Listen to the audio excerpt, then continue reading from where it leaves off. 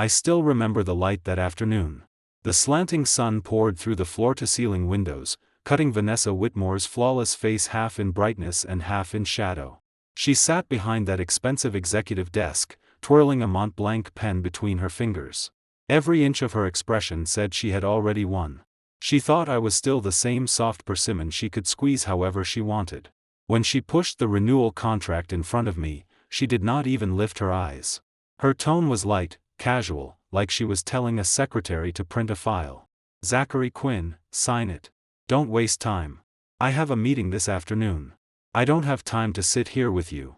Looking at that entitled expression on her face, I felt a cold smile rise in my chest. I did not move. She waited a few seconds, as if finally sensing something was wrong. Only then did she raise her eyes and look at me. There was impatience in that gaze, and a trace of panic she was trying very hard to hide. "Are you deaf?" I reached into my pocket. Slowly, I took out another document and spread it in front of her. It was a copy of a patent transfer agreement. The words on the cover were clear and blinding. Buyer, Titan Horizon Group. Vanessa's face turned deathly pale in an instant. Her breathing suddenly grew rapid. Her chest rose and fell violently.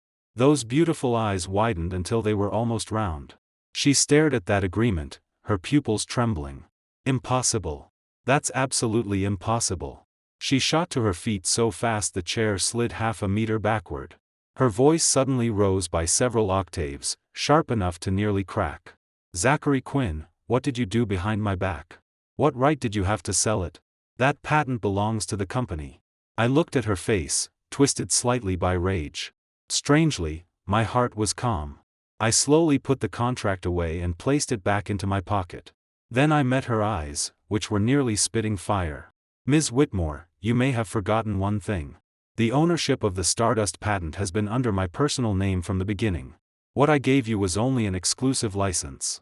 5 years ago. And now." Those words were like a precise dagger, stabbing directly into the place that hurt her most. Her face changed again and again. From pale to iron gray, then from iron gray to an unnatural flush. She had always wanted full ownership of Stardust. That thought had been circling in her mind for 5 whole years. But back then, to coax a technical genius like me into obeying her, she had no choice but to sign that licensing agreement. At the time, she had planned beautifully. She thought 5 years would be enough to grind every bit of temper out of me. Enough to turn me into a dog that came whenever called. In her eyes, renewing the license was merely a formality. She did not even bother to flatter me. Unfortunately, she miscalculated. $450 million. The number seemed to burn her tongue. Her whole body shrank back, then she leaned forward again in shameful anger. "Titan Horizon would give you $450 million? Zachary Quinn, do you think I'm a child? How long have you even known Victor Lane? Why would he give you that much? They didn't just offer it." I took out my phone, opened the bank transfer notification, and gently waved it in front of her eyes. "It has already arrived." That dense row of zeros lined up like a silent mockery. Vanessa stared at the number.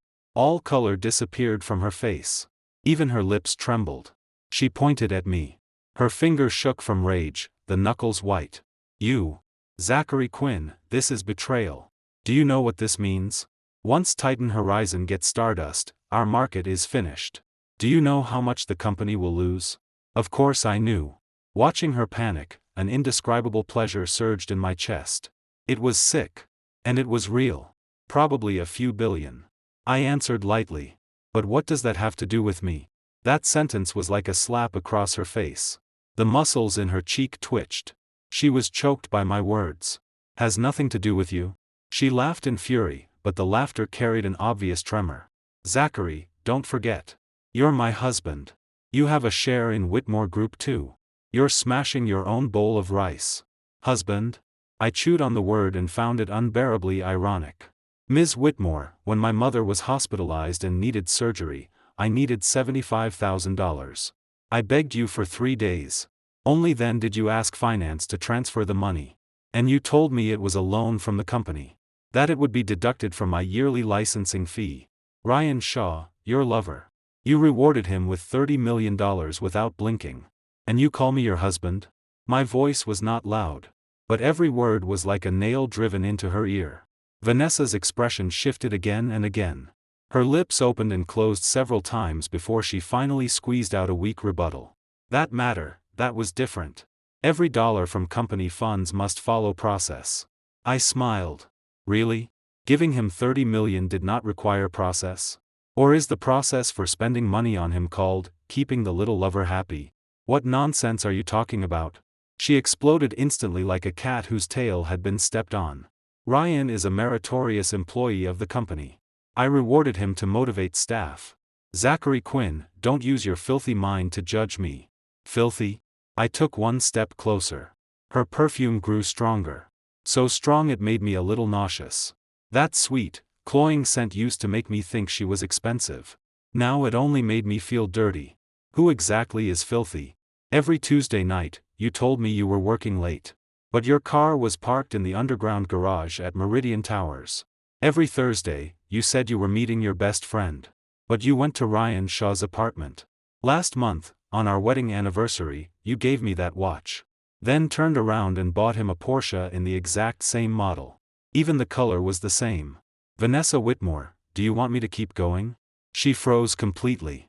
The blood drained from her face little by little. For the first time, panic appeared in her eyes. That panic was like a thin layer of ice covering her usual arrogance. One touch, and it would shatter. She probably never dreamed that those secrets she thought were flawless had long been clear to me. For 5 years, she had always treated me like trash kept in a cage. A nerd who knew nothing except research. She enjoyed the technical dividends I brought her. She used the money I earned to support her pretty little boy with a clear conscience. She thought I knew nothing. Now she finally realized. She was the one kept in the dark. You investigated me? Her voice was dry and hoarse. Gone was the arrogance from moments ago. Not exactly. I took a step back, widening the distance between us again. After all, if you don't want people to know, don't do it. After saying that, I stopped looking at her. I turned to leave this cage that had suffocated me for 5 years. Stop. Vanessa's voice sounded behind me. There was an almost imperceptible tremor in it. Zachary, you can't leave. You sold the patent to Titan Horizon. That's commercial betrayal. I'll sue you. I'll make you spit out every cent of that 450 million. She was still threatening me in the way she was used to. I stopped, but I did not turn back. Do whatever you want. But I suggest you hurry. Because at 9 tomorrow morning, Titan Horizon will hold a press conference. They will announce to the world that they have obtained the exclusive patent for Stardust. By then, what Whitmore Group's stock price will fall to. You should know better than I do. You. I could imagine the iron-gray expression on her face. Zachary, do you really have to go this far? There was even a hint of pleading in her voice. We are husband and wife. Is there anything we can't talk about properly? Husband and wife? I nearly laughed aloud. I finally turned back and looked at her coldly. Vanessa Whitmore, you should have said that 5 years ago. When I spent 3 days and 3 nights without sleep trying to solve Stardust's technical problem. When I nearly died in the lab. When your father pointed at my nose and called me a useless parasite living off the Whitmore family. When my mother lay in a hospital bed and I begged you like a dog to save her. If even once, you had treated me as your husband. We would not have reached this point. You personally exhausted every bit of affection between us. Little by little. Now, the game is over. I pulled open the villa door. The sunlight outside stung my eyes. Enjoy your celebration banquet. Behind me came a sharp crash. Vanessa had swept everything from the desk onto the floor. The sounds of shattering porcelain rose one after another. I did not turn back. I strode out. I knew this was only the beginning. The real storm had just begun. I did not go home. I went straight to a hotel in the south of the city. The young woman at the front desk looked at me a few extra times. Probably because I was a grown man with no luggage, fine sweat on my forehead, and an expression that clearly looked wrong. I was too tired to explain. I showed my ID and checked in. As the elevator slowly rose, I leaned against the cold metal wall, closed my eyes, and took a deep breath. Then I slowly exhaled. The elevator reached the 18th floor. I swiped the card, entered the room, locked the door, and pulled the curtains shut. Then I collapsed onto the soft bed. Only at that moment did I feel the exhaustion buried deep in my bones. These 5 years had been like a long and absurd nightmare. Vanessa and I had been a mistake from the very beginning. We were classmates at Ashton University. She was a proud daughter of heaven, the only heir to the Whitmore family. She always wore the most expensive clothes, always had the most delicate makeup. Wherever she went, she was the focus of the crowd. And I was a poor kid who walked out of the mountains. Other than my grades, I had nothing. If not for my shocking talent in advanced materials, our lives should have been two parallel lines that never crossed. In our senior year, one of my research projects caused a stir in the industry. Several companies extended offers to me. Vanessa's father, Walter Whitmore, personally came to see me. He talked with me for 3 hours. The conditions he offered were tempting. An independent laboratory, unlimited research and development funding. The only condition was that all patents from the research had to belong to Whitmore Group. Back then, I was young and proud. All I wanted was to realize my dream in research. I almost agreed. But at that time, Vanessa found me. She asked to meet by the lake behind the university. Moonlight spilled over the water, glittering in ripples. She was beautiful like a siren. She told me she could give me better terms. Come help me. I'll give you resources, funding, and the patent will still belong to you. All I want is an exclusive license. I asked why. She said she did not want to live under her father's control. She wanted to prove her own ability. I believed her. Only later did I learn that it had been nothing more than a high-stakes gamble between her and Walter. She wanted to rely on my technology to gain a foothold within the group and secure real inheritance rights. And I was her most important chess piece. To make that chess piece more stable, she even proposed marriage. Zachary, let's get married. She sat across from me, her tone flat, as if discussing a business deal. You marry into the Whitmore family. That way, we become a community of shared interests. You won't have to worry that I'll throw you away after using you. I hesitated for a long time.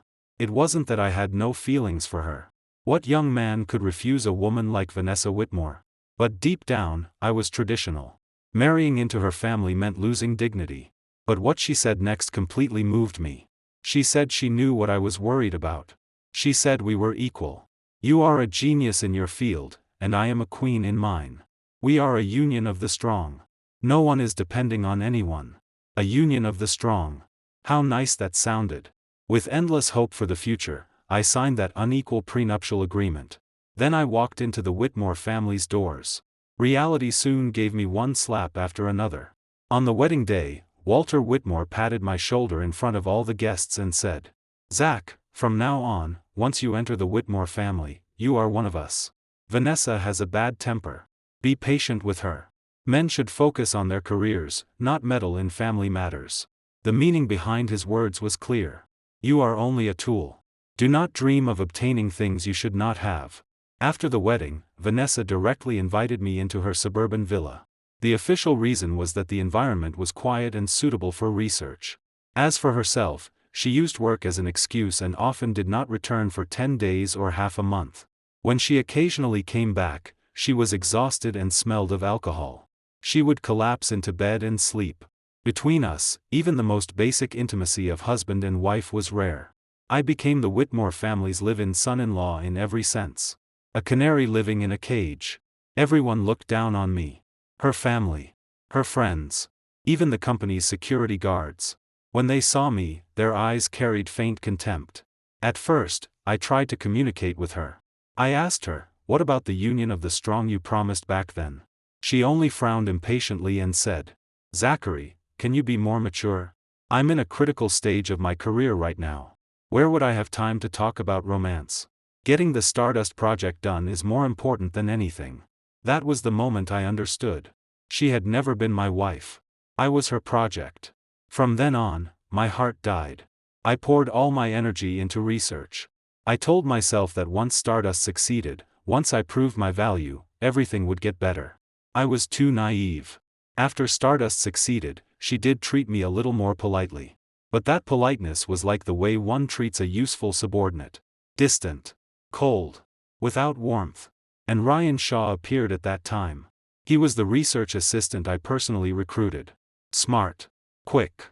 A mouth sweet as honey. More importantly, he was excellent at reading Vanessa's expression.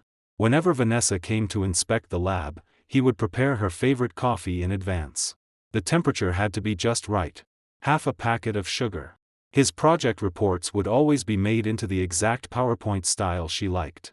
If she casually gave him one compliment, he could climb up the pole and flatter her until she smiled. I was obsessed with technology and not good with words. Compared with him, the contrast was obvious. Gradually, Vanessa relied on him more and more. Many reports that should have been presented by me became Ryan's job. She even made an exception and promoted him to deputy project lead, second only to me. Rumors began spreading inside the company. People said Ryan Shaw was Ms. Whitmore's real confidant. As for me, the live-in husband, I was only a technical advisor in name. It was not that I did not notice the strange atmosphere between them. But I chose to deceive myself. I told myself Vanessa simply appreciated his work ability. Until half a year ago. My mother suddenly suffered a cerebral hemorrhage and needed emergency surgery. For the first time in my life, I asked Vanessa for money. That was the most humiliating 3 days of my life. On the first day, I called her. She said she was in a meeting. Then there was no news. On the second day, I rushed to her company. Her secretary stopped me outside the door, saying Ms. Whitmore was meeting an important client and had no time. Through the glass, I saw her sitting inside with Ryan. The two of them laughed and talked happily, their postures intimate. On the third day, the hospital issued a critical condition notice. I rushed into her office like a madman, almost begging on my knees. She finally loosened her mouth. She took a loan agreement from her drawer as if it had been prepared long ago and pushed it coldly in front of me. Sign it. This $75,000 will be deducted from next year's licensing fee. Zachary, I hope this is the last time. Do not let your personal matters affect the company's normal operations. At that moment, my heart died completely. Walking out of the office with that thin check, I suddenly felt like a clown. From that day on, I no longer held any illusions about her. I began paying attention to everything between her and Ryan. I did not even need to deliberately investigate. Because they no longer avoided anything. I saw Ryan driving my car to pick her up after work. I saw her phone wallpaper. It was a photo of them at a gala. He had his arm around her waist intimately, and she smiled until her eyes curved. I also saw the transfer records she sent him. $78,000. $197,100. The notes read, "Baby, thank you for working so hard. The last straw was last week." By accident, I overheard her on the phone with Ryan. In a sickly sweet voice I had never heard from her, she said, "Darling, once that idiot Zachary renews the license, I'll send him off to a branch office to retire. From now on, the Stardust project will be fully yours." Ryan's voice on the other end was flattering and greedy. "Thank you, Vanessa. You treat me best. That nerd Zachary is just a bookworm. Other than doing research, he doesn't understand anything. He should have been kicked out long ago." After hanging up, she turned and saw me. The tenderness on her face instantly vanished. She returned to her Ice Queen expression. She asked me, "What are you standing here for?" My heart was bleeding. But on my face, I smiled. "Nothing. Waiting for you to come back for dinner." She frowned. "Didn't I tell you? I have business tonight. I won't be back." After saying that, she picked up her bag, stepped into her heels, and left without looking back. I knew the business she mentioned was going to Ryan. That night, I sat alone in the empty villa. I did not sleep. At dawn, I called Victor Lane, the CEO of Titan Horizon Group. Victor and I had met at a technology forum. He had always admired me. "Mr. Lane, do you still want Stardust?" Victor was silent for 3 seconds. Then he burst into hearty laughter. "Dr. Quinn, I've been waiting for your call for 5 years." At 9 the next morning, Titan Horizon Group's press conference began on time. Almost every major financial media outlet was there. Cameras and long lenses snapped endlessly at Victor Lane and me on stage. Victor wore a tailored suit and looked radiant. Standing at the microphone, he announced that Titan Horizon had officially obtained the exclusive patent for the upgraded Stardust.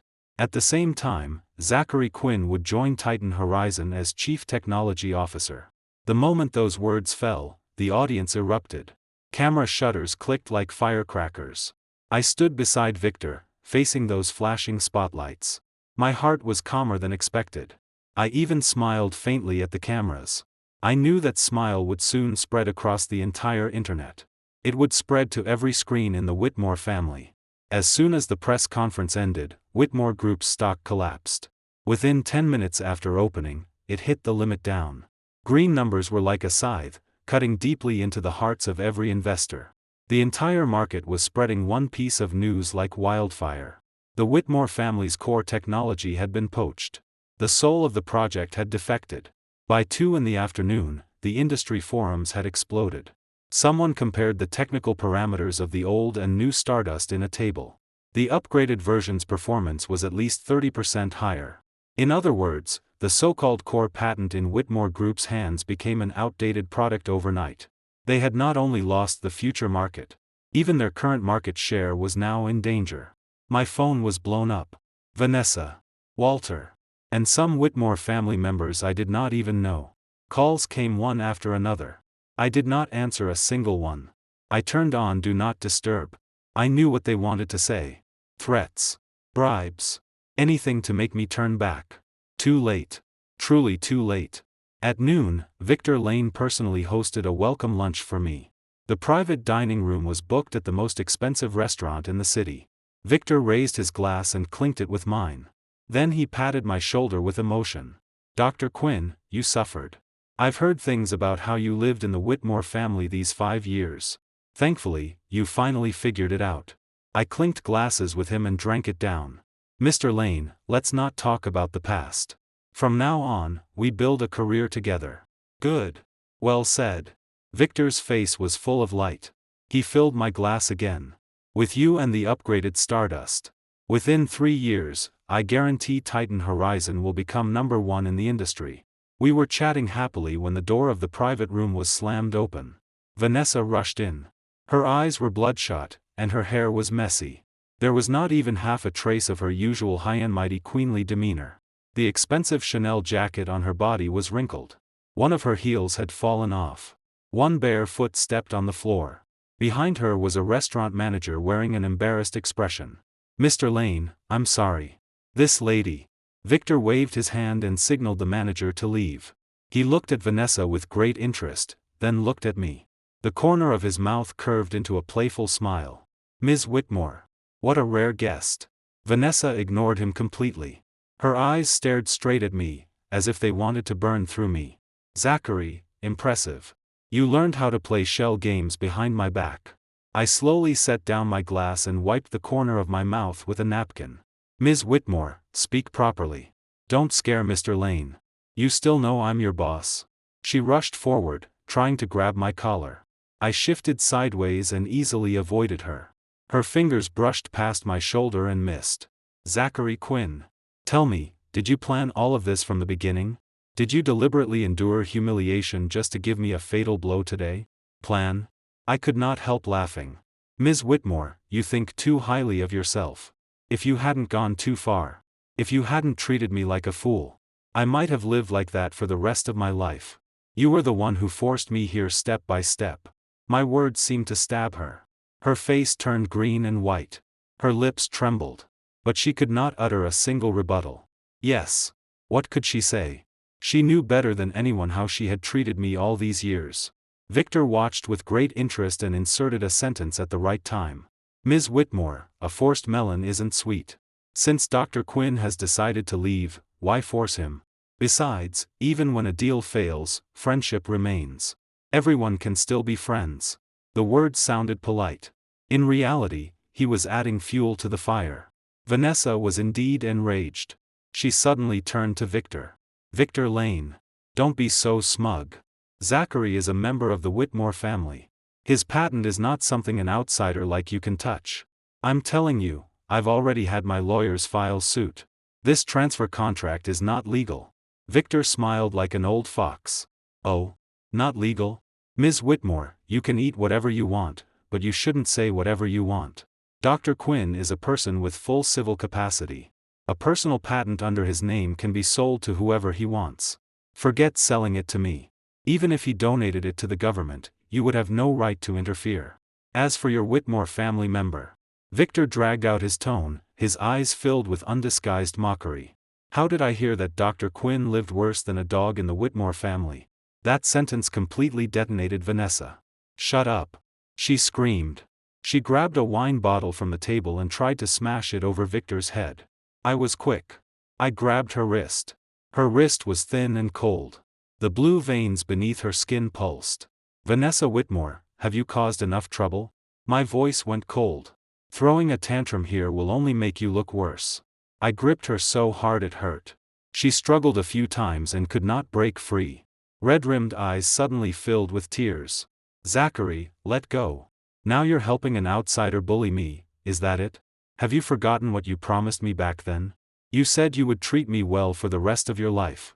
You said you would help me make the company bigger and stronger.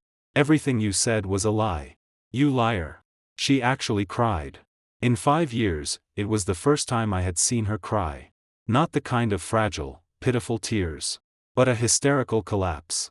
Tears ruined her eye makeup, black traces flowing down her cheeks. For one instant, my heart softened. But immediately, I remembered my mother lying in a hospital bed, covered in tubes. I remembered Ryan's smug face. I remembered the sweet words Vanessa had said to Ryan on the phone. The last bit of pity in my heart disappeared instantly. I threw off her hand.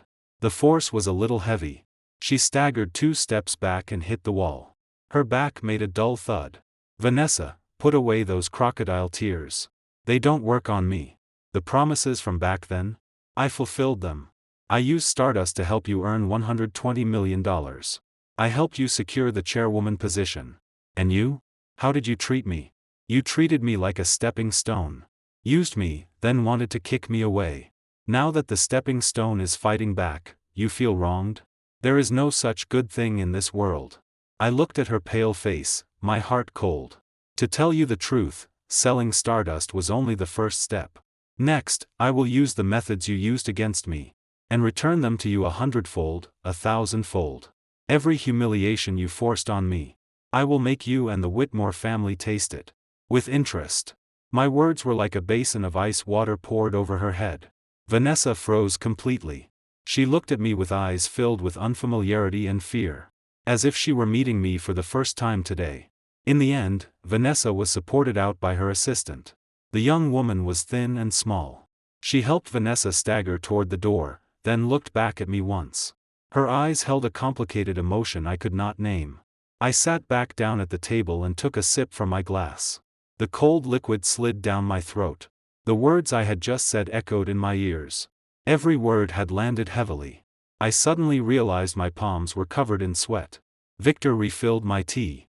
The old fox smile on his face faded slightly, replaced by a serious expression. Dr. Quinn, impressive. Cutting off the fire from under the pot. Cutting ties cleanly. Beautifully done. I lifted the teacup and clinked it with him in the air. You saw something embarrassing, Mr. Lane. No. I admire it. Victor set down his glass and leaned forward slightly. His expression became serious. However, the Whitmore family has deep roots in Southport. Walter Whitmore is an old fox who has been fighting in business for decades. You must be especially careful next. They may not be able to touch you openly. But hidden moves are unavoidable. I nodded. I understand. Don't worry, Mr. Lane. I am no longer that poor kid from 5 years ago who had nothing. I was telling the truth. I had $450 million in cash. I had core technology ahead of the entire industry. More importantly, there were no soft spots or attachments left in my heart. The current me was the most dangerous version. When I returned to the hotel, it was already evening. The first thing I did was call my mother.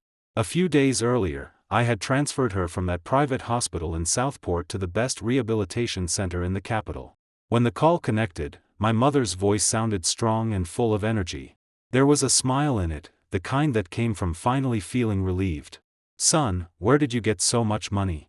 The doctors and nurses here serve me like I'm some ancestor. This old woman can't accept that. I laughed and said, Mom, this is your son being filial. Rest and recover. Don't worry about anything. All the suffering you endured before, I will make it up to you little by little. After hanging up, my eyes felt sore. The person I had wronged most these years was my mother. Because of the Whitmore family, I could not even go home often to see her. Vanessa looked down on my rural background. She looked down on my mother for being uneducated and speaking plainly. She had never given my mother a good face for a single day. Every time my mother came to Southport to see me, she stayed in the cheapest motel and ate the simplest meals. She was afraid of embarrassing me. Afraid of causing trouble for the Whitmore family. When she had surgery, Vanessa's coldness and humiliation did not only pierce my heart. It broke my mother's heart too. On the day she was discharged, my mother held my hand and cried, "Son, let's stop taking this anger. Come home with Mom. It doesn't matter whether we have money. As long as you're happy." At the time, I held her hand and silently swore, "Mom, don't worry. The dignity we lost, I will take back myself. Everyone who bullied us, I will not let a single one go." The next day, I officially joined Titan Horizon Group.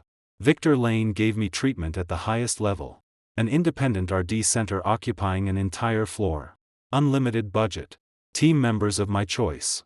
The first thing I did was invite back the old colleagues who had once followed me in research. These people had later been squeezed out by Vanessa and Ryan. They had been idle and scattered for years, each holding fire in their chest. Now that I called, they came to Titan without hesitation, bringing their families with them. The new Stardust RD Center quickly got on track. And the aftershock caused by my departure had only just begun. The Whitmore family indeed began moving. First, they issued a bland statement. It said my departure was normal business turnover. That Whitmore Group's core technical team remained stable. That future product development would not be affected. It was a naked lie. Without me, their Stardust project was a dead pool of water. Then, online hit pieces about me appeared in large numbers. They said I was ungrateful. A wolf raised by the Whitmore family. They said I had cheated during marriage and rolled away billions in Whitmore assets. They even dug out my rural background and attached photos of my old family house, mocking it in every way. They called me a parasite who climbed up through his wife. A man who turned hostile the moment he gained power. For a while, I became the target of universal condemnation online. Ugly curses flooded the comment sections. Victor called and asked whether I wanted a public relations team to handle it. I refused. No need. Let them curse. The harder they curse now, the more swollen their faces will be when they're slapped later. The public opinion war was only the Whitmore family's appetizer. Their truly vicious move came soon. That night, I worked late. On my way back to the hotel, I passed a dimly lit suburban road. A black heavy truck suddenly charged out from a side road. It rammed toward my car crazily. The screeching brakes and violent crash almost tore my eardrums apart. The truck's headlights were like two ferocious eyes, crushing straight toward me. Fortunately, my reaction was fast enough. At the last second, I jerked the steering wheel. The car slammed into the roadside guardrail. Only then did I narrowly avoid the truck's fatal strike. Even so, my head hit the steering wheel hard. My vision went black for a second. Warm liquid flowed down my forehead. The airbag popped out. The entire car cabin was filled with the smell of burnt plastic and dust. I struggled to lift my head. Through the shattered spiderweb-like window glass, I saw the truck stop not far away. The driver leaned out and looked at me. He wore a hat, pulled very low. Only a pair of emotionless eyes were visible. Even from that distance, I could feel the chill in that gaze. Then he slammed the accelerator. The truck roared and disappeared into the night. I leaned against the seat, breathing heavily. Blood from my forehead dripped onto the white airbag, blooming into dark red flowers. My head buzzed. But my mind was clearer than ever. This was not an accident.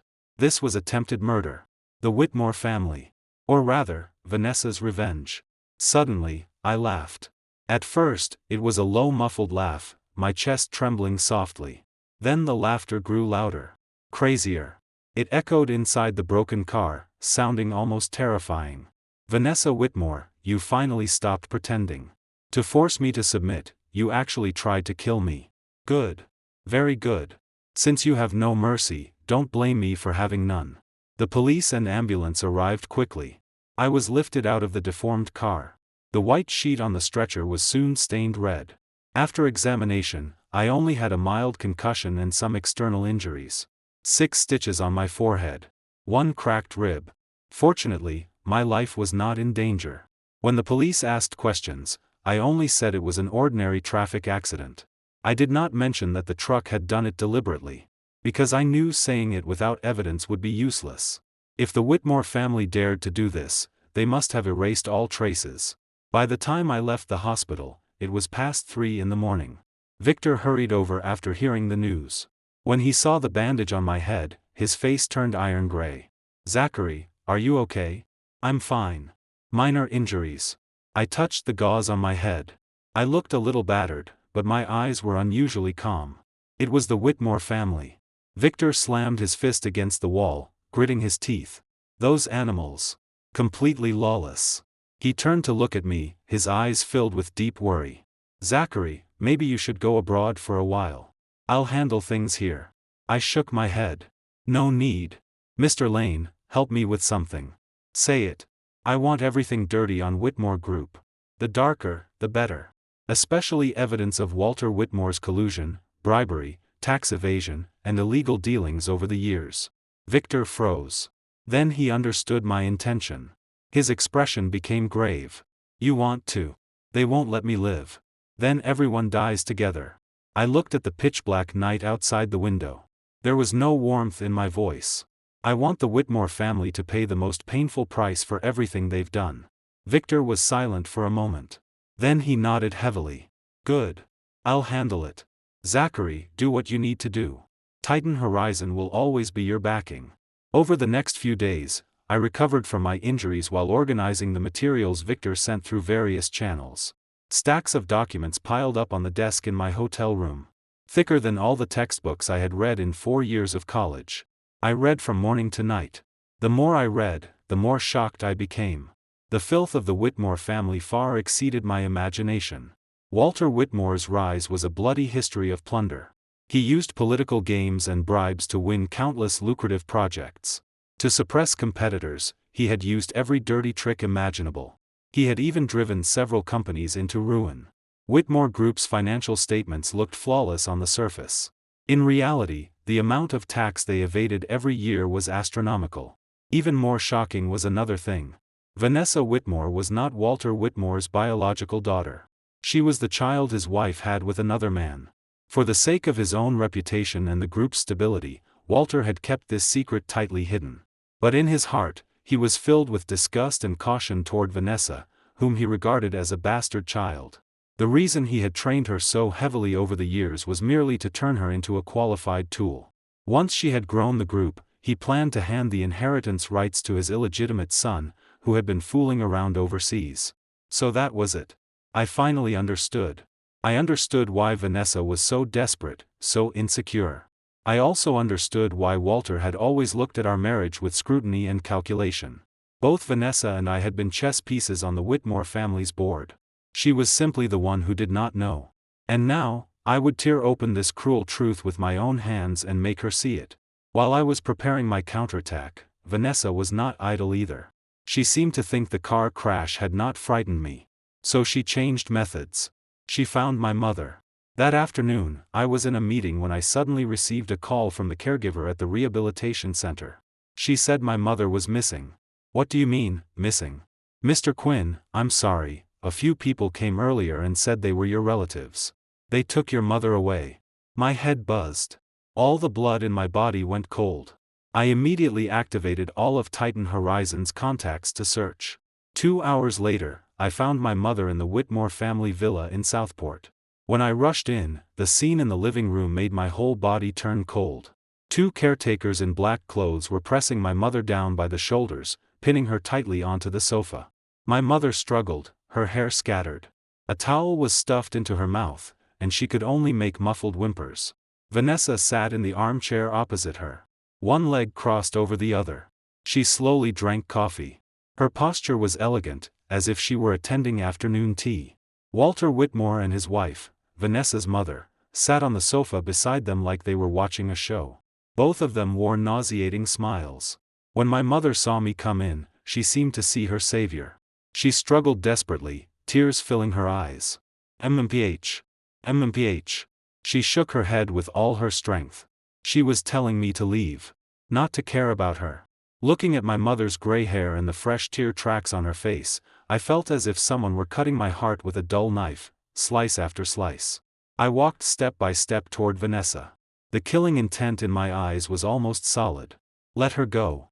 My voice was very low, but it carried an undeniable command. Vanessa set down her coffee cup and raised her eyes to look at me. A cold, pleased smile appeared at the corner of her mouth.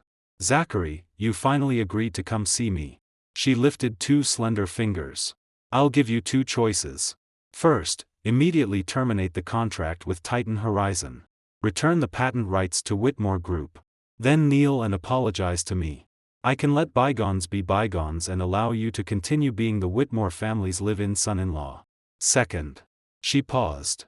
Her gaze landed on my mother, turning cold and dark. I make sure you never see your mother again in this lifetime. The living room was deathly silent. I looked at Vanessa. She sat on the sofa, still high above me, and even leisurely picked up her coffee for another sip. As if the person being pinned to the sofa was not my mother. As if she were merely an object she could manipulate at will. My fingers slowly clenched. My knuckles made faint sounds. Vanessa saw it and smiled. What? Does it hurt? She set down the cup and leaned forward slightly, her eyes filled with the pleasure of revenge. Zachary, I told you long ago. You can't beat me.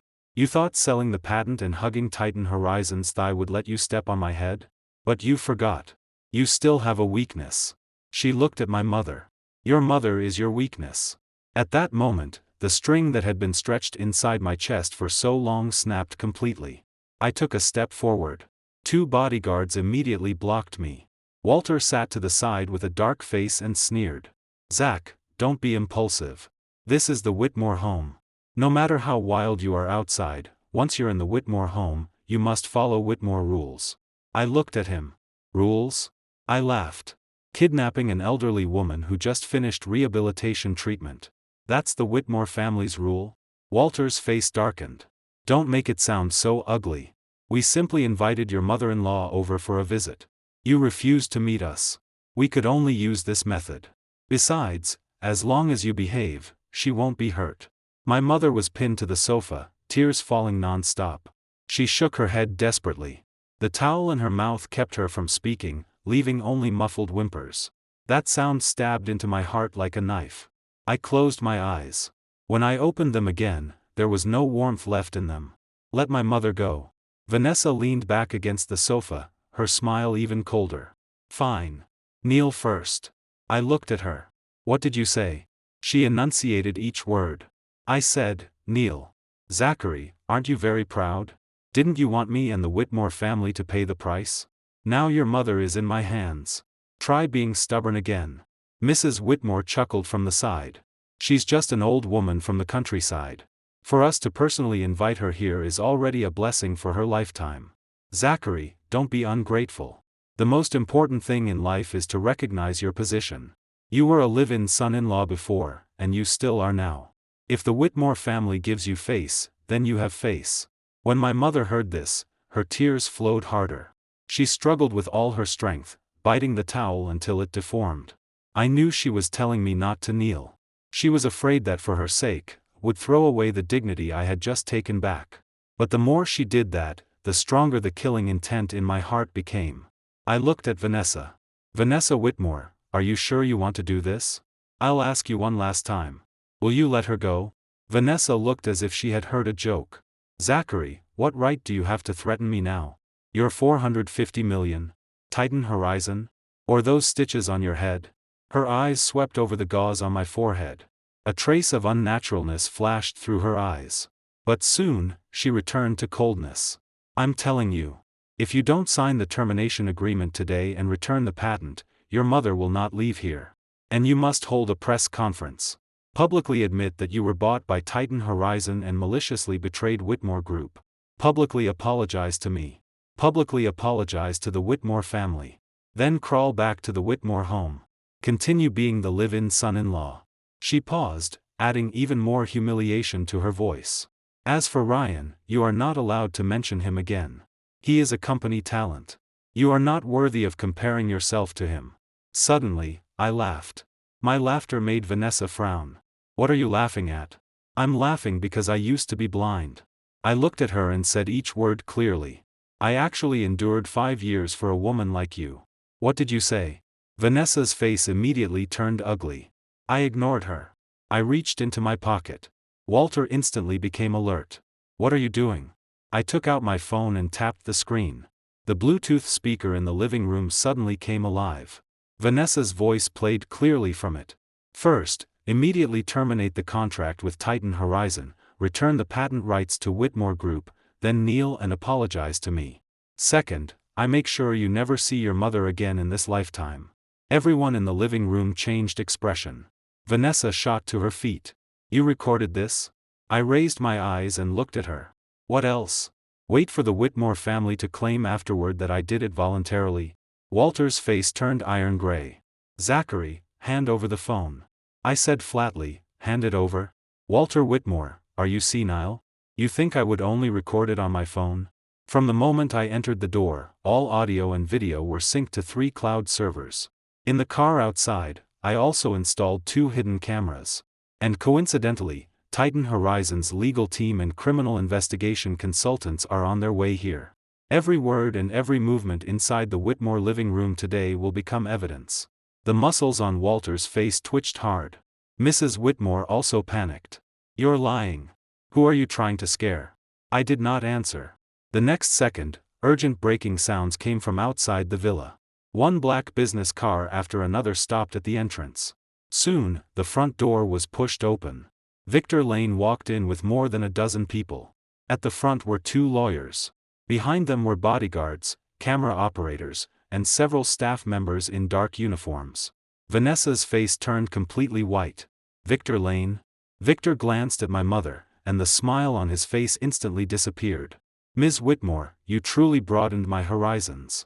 When you can't win in business, you kidnap someone's mother? The Whitmore family's methods are even dirtier than I imagined. Walter shot to his feet. Victor Lane. This is a Whitmore family matter. It is not your place to interfere. Victor smiled coldly. Family matter? Dr. Quinn is now Titan Horizon's chief technology officer. His family has been illegally detained and personally threatened. And you say it's not my place to interfere? He stepped forward. Walter Whitmore, do you really think Southport is the Whitmore family's private territory? That you can cover the sky with one hand? Walter's eyelid twitched. He looked at me with venomous eyes. Zachary, do you really have to make this so big? I walked to my mother. The 2 caretakers were still pressing her down. I looked at them. Let go. They hesitated and looked toward Vanessa. Vanessa gritted her teeth. Don't let go. I nodded. The next second, Victor's bodyguard stepped forward. With 2 light twists of the hand, the caretakers screamed in pain and knelt on the floor. I personally removed the towel from my mother's mouth. Mom. My voice was hoarse. Your son came late. My mother grabbed my hand, tears falling in large drops. Zach. Let's stop fighting them. Mom is fine. Mom is just afraid something will happen to you. They are not human. We can't afford to provoke them. My nose stung. I held her hand tightly. Mom, don't worry. From today on, no one will bully us again. No one. I took off my coat and draped it over her shoulders, protecting her as she stood. Watching this scene, Vanessa's eyes turned anxious and chaotic. She seemed to finally realize that the situation had escaped her control. Zachary. Her voice tightened. Don't be impulsive. I was only scaring you just now. I never really wanted to hurt your mother. I turned to look at her. Is that so? I raised my hand and pointed at the red marks on my mother's wrists. Then what are those? Vanessa, tell me.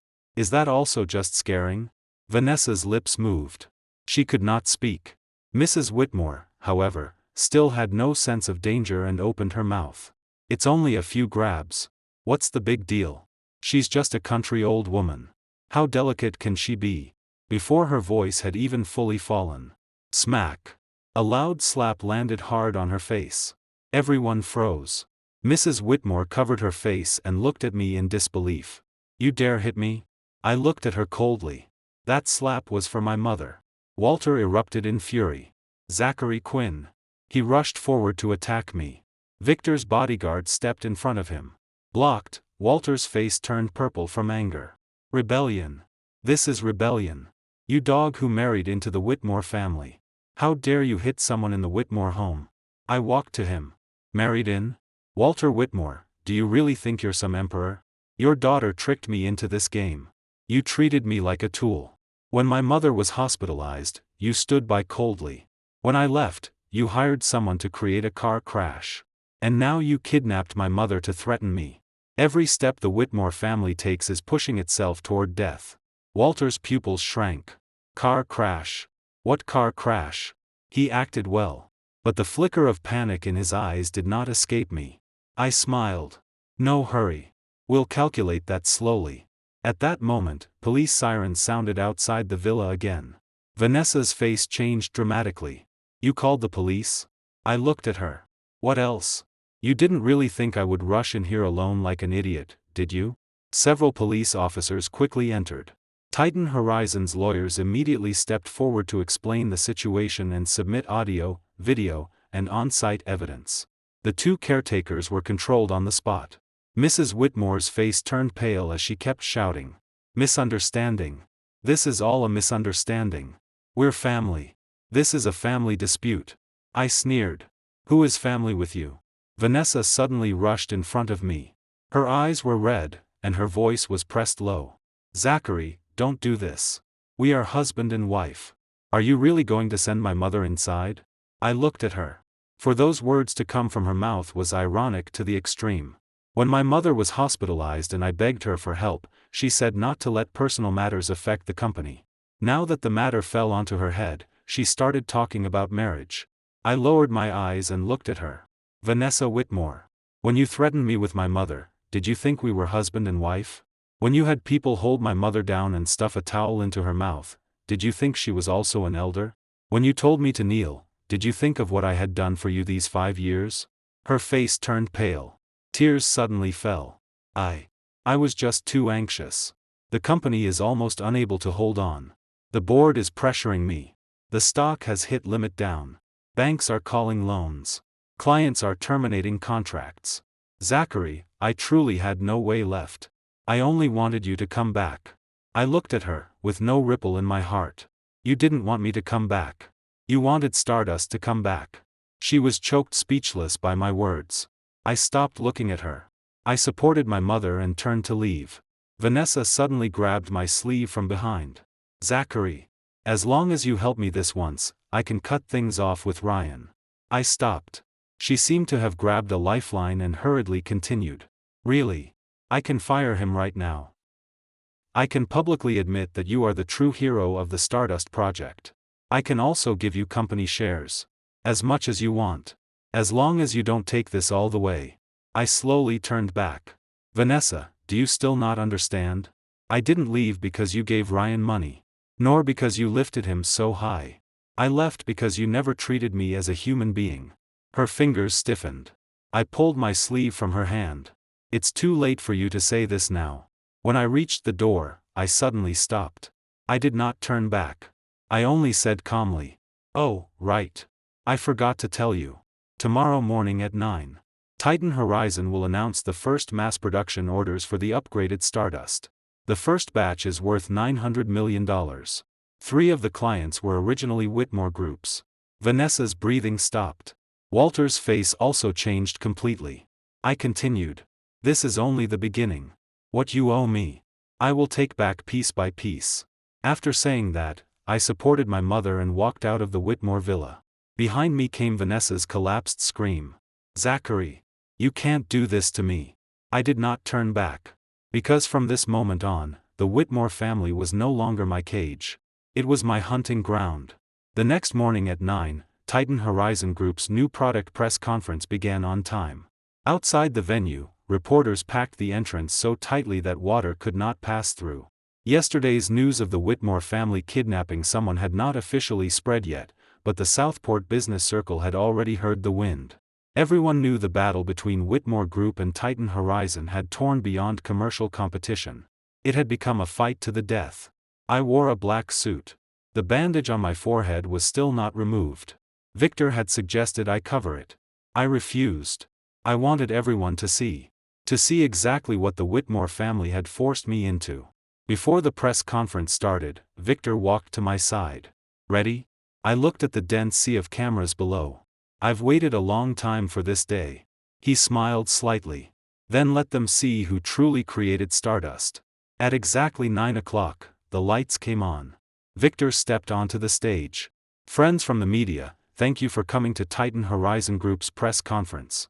Today, we will announce 3 things. First, Titan Horizon Group has officially completed the acquisition of the core patent for the upgraded Stardust. Second, Dr. Zachary Quinn has officially become Titan Horizon Group's Chief Technology Officer. Third, the upgraded Stardust has completed mass production testing and secured its first batch of orders totaling $900 million. The venue exploded instantly. Camera flashes burst like a storm. 900 million? Mass production already? Can the client list be announced? Does this mean Whitmore Group's old Stardust has already been eliminated by the market? Victor did not rush to answer. He turned to me. Next, Dr. Quinn will personally introduce the upgraded Stardust. I walked to the stage. The big screen lit up. The core parameter comparison between the old and new Stardust appeared clearly before everyone. Performance increased by 32%. Energy consumption reduced by 28%. Production cost reduced by 19%. Service life increased by 41%. Every figure was like a slap across Whitmore Group's face. I picked up the microphone. Many people say I betrayed Whitmore Group. They say I'm an ungrateful wolf. They say I climbed up through the Whitmore family and turned on them once I gained power. Today, I will only say one thing. Stardust never belonged to the Whitmore family. The audience fell silent for a moment. I continued. 5 years ago, I personally held the Stardust patent and granted Whitmore Group an exclusive license. Over these 5 years, Whitmore Group used Stardust to secure large orders and multiply its market value several times. As for me, I only received the licensing fee stipulated in the contract. Even when my mother was seriously ill and needed surgery, Whitmore Group chairwoman Vanessa Whitmore still required me to sign a loan agreement, stating that the $75,000 in surgical fees would be deducted from my licensing fee. The big screen switched. That loan agreement appeared before everyone. The signature, date, and amount were clear. The venue erupted in shock. The reporters' eyes lit up. This was far more explosive than a technology launch. I did not stop. Some say I cheated during marriage. Some say I stole Whitmore assets. Some say I am a rural parasite who forgot gratitude. Then I would also like everyone to see who truly betrayed the marriage over these 5 years. The big screen switched again. Surveillance from the Meridian Tower's underground garage. Vanessa and Ryan entered the elevator one after another. Ryan placed his arm around her waist. She did not push him away. Then came transfer records. $78,000. $197,100. A $30 million bonus approval form. The note field was enlarged. Baby, thank you for working so hard. The venue completely exploded. My God. Vanessa Whitmore really cheated? Isn't Ryan Shaw her deputy project lead? $30 million as a reward? Whitmore Group spends money like this? Her husband's mother needed surgery and she only gave $75,000 with a loan agreement, but she casually gave her lover $30 million? That's ruthless. I looked at the boiling crowd below. My voice remained calm. These were originally my private matters. I did not want to bring them to the stage. But while the Whitmore family hired online trolls to smear me, they also kidnapped my mother, forced me to kneel, and forced me to hand back the patent. So I have no choice but to lay everything out. This time, the big screen played the video from the Whitmore Villa living room. Vanessa's words, "I make sure you never see your mother again in this lifetime," rang clearly through the entire venue. All the reporters froze. Then came even crazier shudder sounds. This was no longer rich family gossip. This was a criminal case. Someone in the audience stood and asked, "Dr. Quinn, have you reported this to the police? Is the Whitmore family suspected of illegal detention? Was Vanessa Whitmore involved in hiring someone to stage the car accident?" I looked into the cameras. The police have been notified. As for the car crash, I believe the police will find the truth. I stand here today to tell everyone one thing. I, Zachary Quinn, am not anyone's dog. My technology, my life, my dignity, no one can take them away. Applause suddenly rose. At first, scattered. Then denser and denser. In the end, thunderous applause filled the venue. Victor stood beside me, his eyes filled with approval. At the same time, in the headquarters conference room of Whitmore Group, the press conference was being live-streamed on the big screen. Vanessa sat in the main seat, her face pale as paper.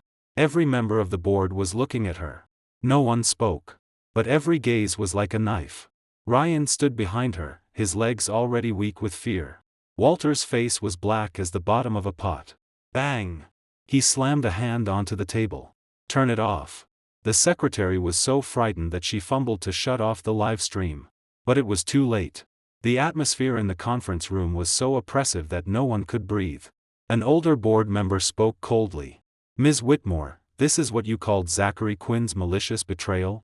This is what you called cheating during marriage?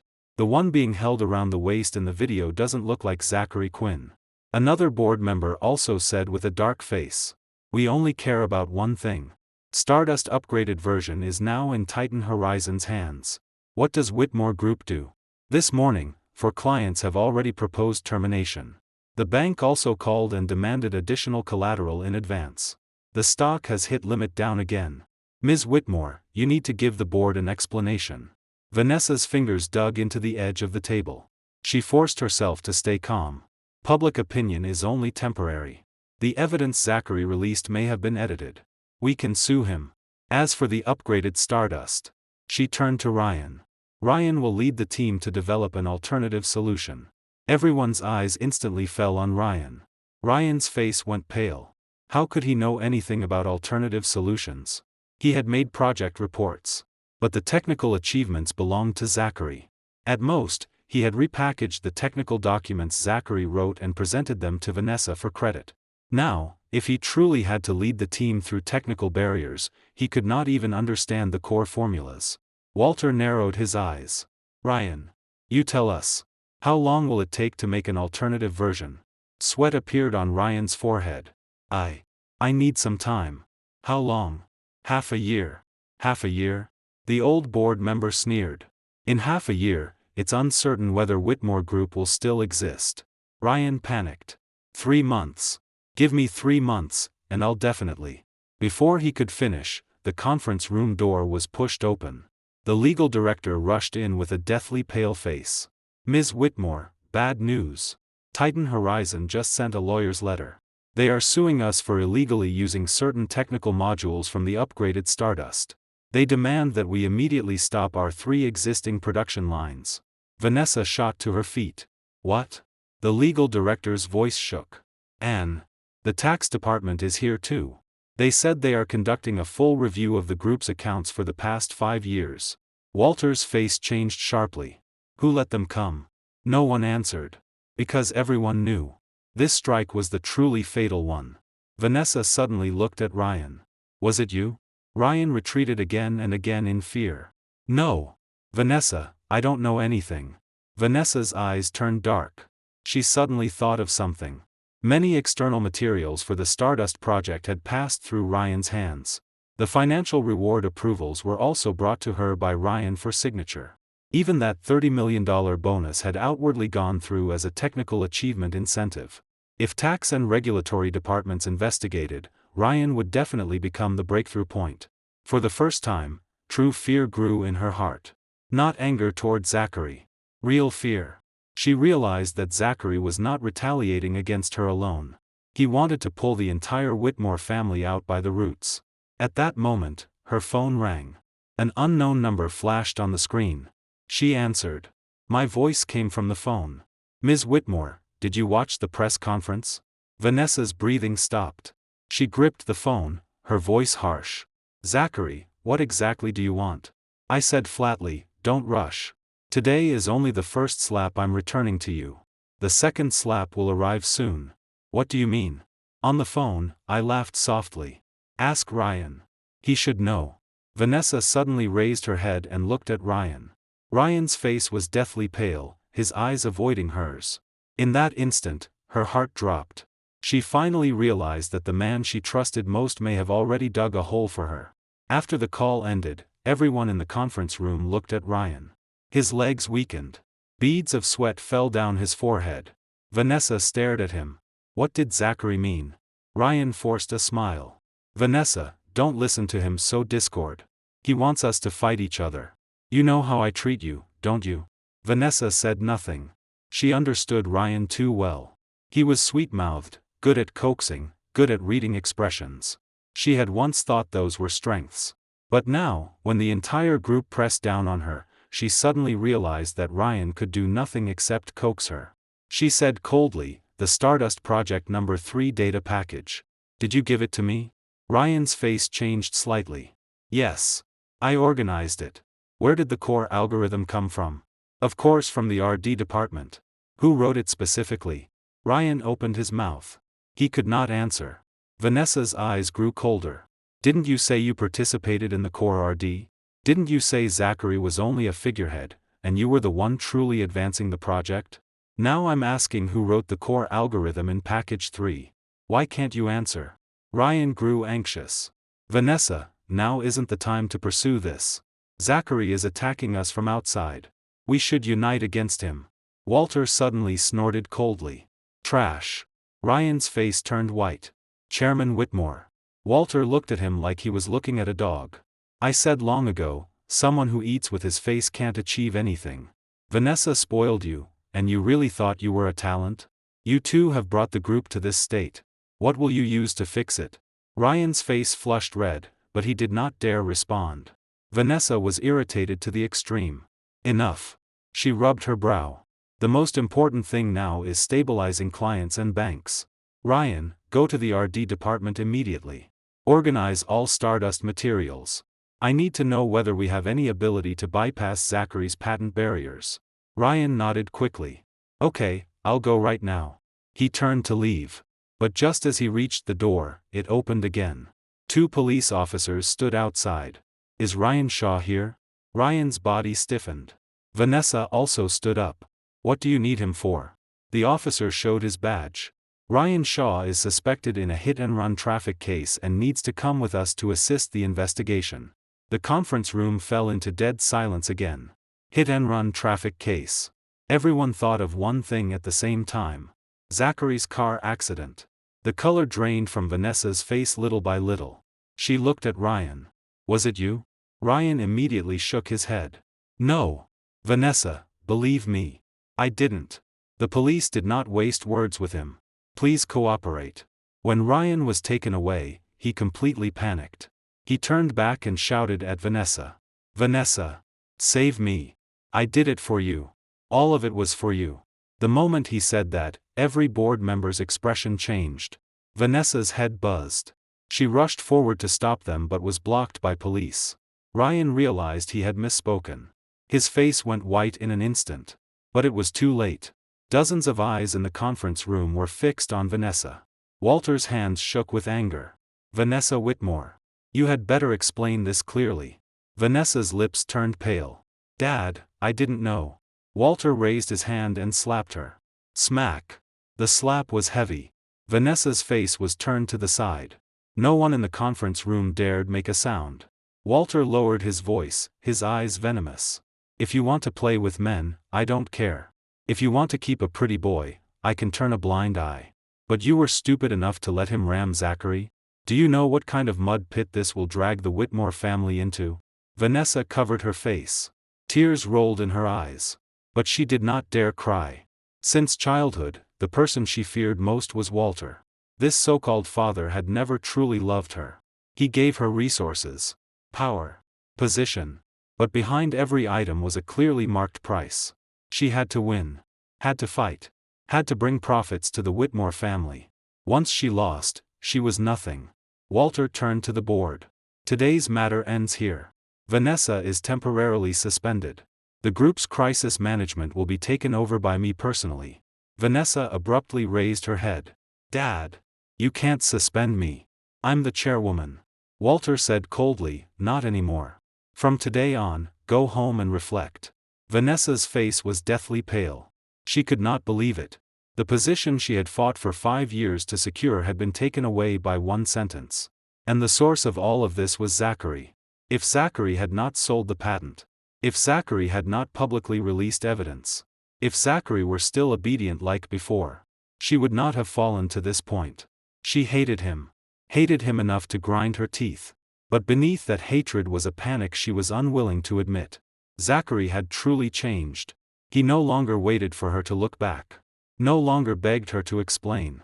No longer needed her to give him a bit of tenderness. He had begun destroying everything she had with his own hands. At the police station interrogation room, Ryan had completely collapsed. He sat in the cold chair, face blue, hands shaking non-stop. The police pushed several photos in front of him. "Do you recognize this truck?" Ryan swallowed. "No." "What about the driver?" "No." "This transfer account is yours, right?" The officer pushed over a bank record. Ryan's pupils constricted. It showed that the day before the crash, he had transferred $120,000 to an unknown account. Note, equipment payment. The officer said coldly. "The recipient has already confessed.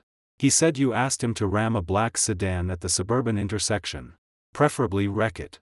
If the person died, you would add another $300,000. The last bit of color left Ryan's face. "No.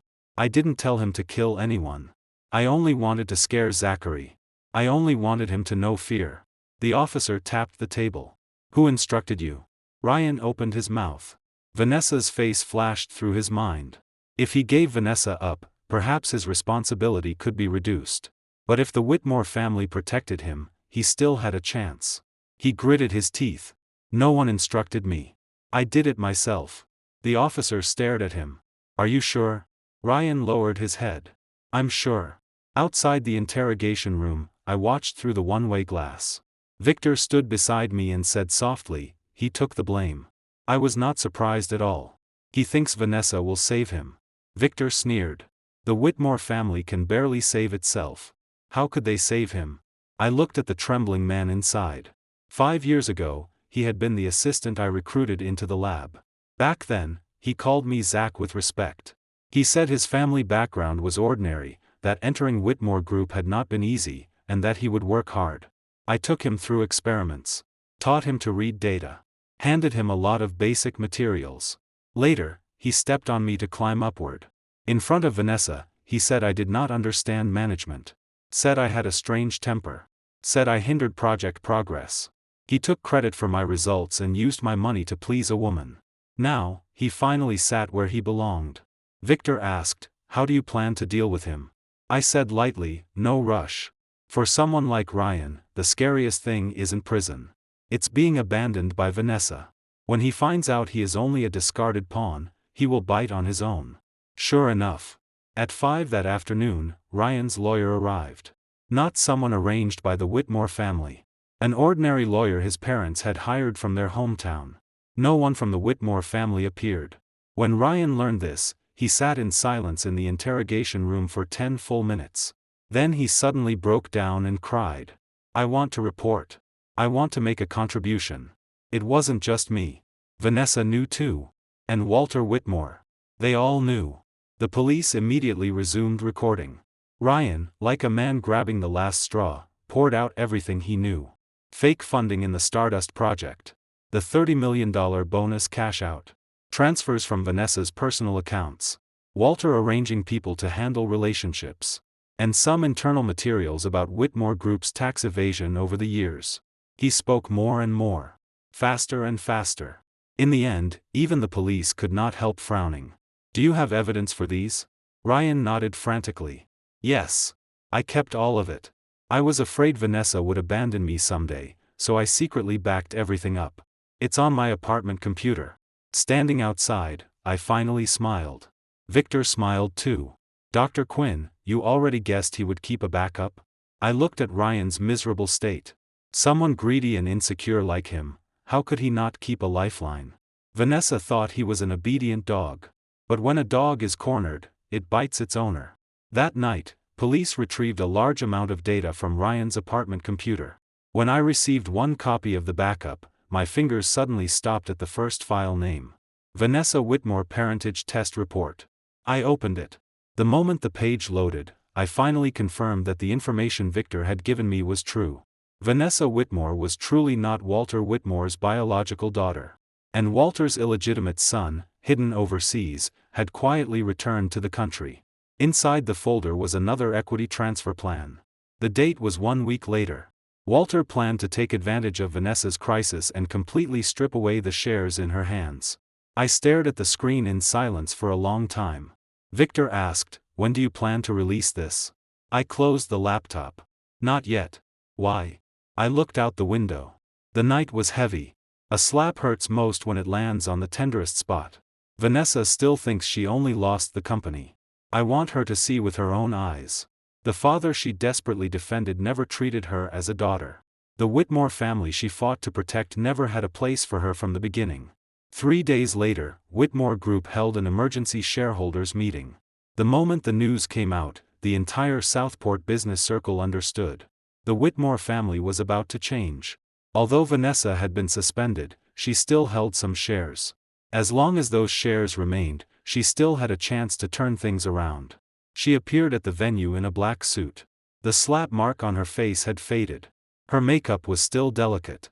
But the bloodshot eyes and exhaustion could not be hidden by even the thickest foundation.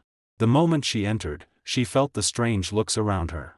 In the past, which of these board members did not smile warmly when seeing her? Ms. Whitmore this, Ms. Whitmore that. Now, their eyes held only scrutiny, suspicion, and coldness. She sat in her seat. The main chair beside her, which originally belonged to the chairwoman, was now occupied by Walter.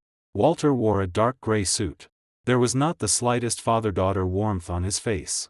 Only the cold calculation of a businessman weighing gains and losses.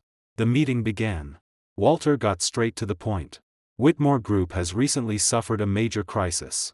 The stock price has hit limit down repeatedly. Core projects have stalled. Clients are terminating contracts on a large scale. Vanessa Whitmore bears unavoidable management responsibility for all this. Vanessa's face went pale. "Dad."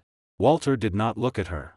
"From today on, Vanessa Whitmore is removed from the positions of group chairwoman, president, and all management roles. I will temporarily serve as chairman.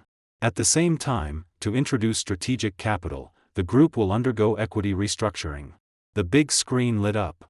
An equity transfer plan appeared before everyone. Vanessa stared at the content. Her shares would be forcibly diluted. And the biggest beneficiary of the newly issued shares was a name she had never seen before. Julian Whitmore. Her pupils suddenly shrank. Who is Julian Whitmore? The conference room door opened. A young man around 27 or 28 walked in. He wore a light gray suit, and his features resembled Walter's.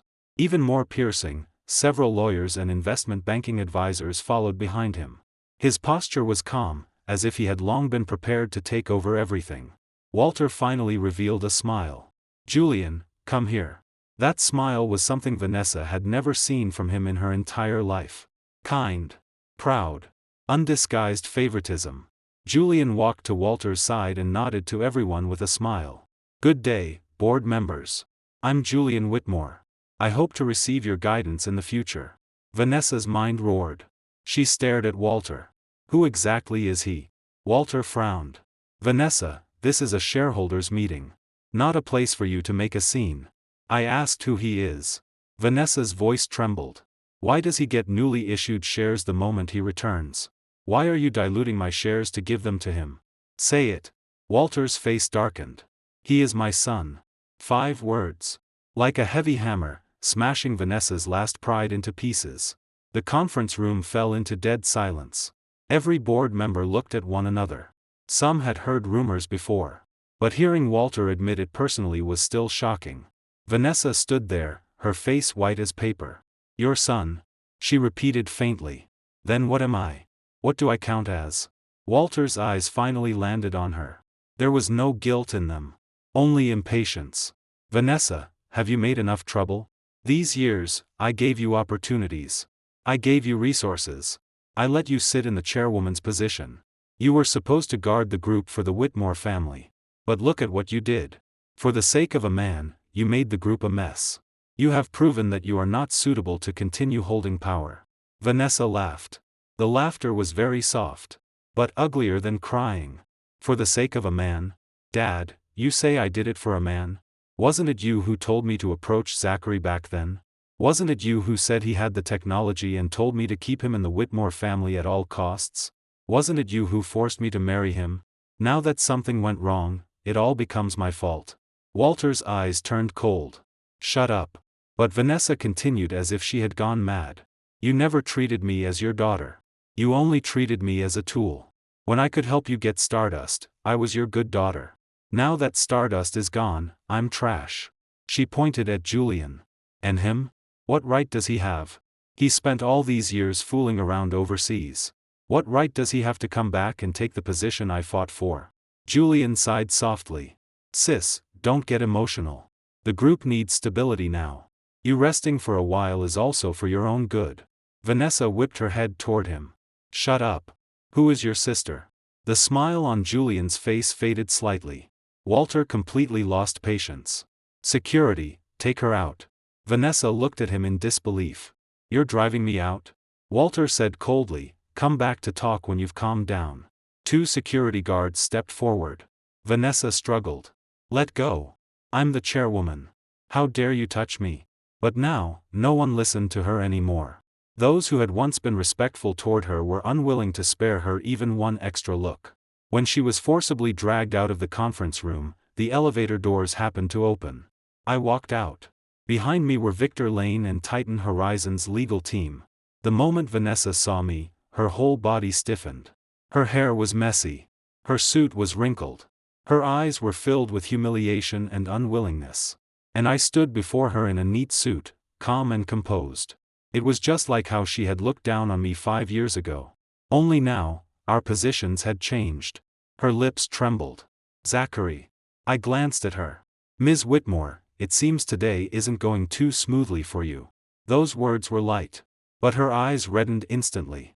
"It was you. Did you expose Julian Whitmore?" "I did not deny it. I only let you see clearly whether the Whitmore family you desperately protected was worth it." Vanessa suddenly rushed forward and grabbed my arm. "You knew long ago? You knew he had an illegitimate son? Why didn't you tell me?" I looked at her, my eyes indifferent. "Tell you? Vanessa, have you forgotten? I told you Ryan had problems. You said I was jealous. I told you the Whitmore family only treated me as a tool. You said I was ungrateful. I told you not to take things too far.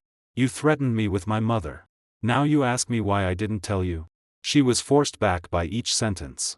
The color drained from her face little by little.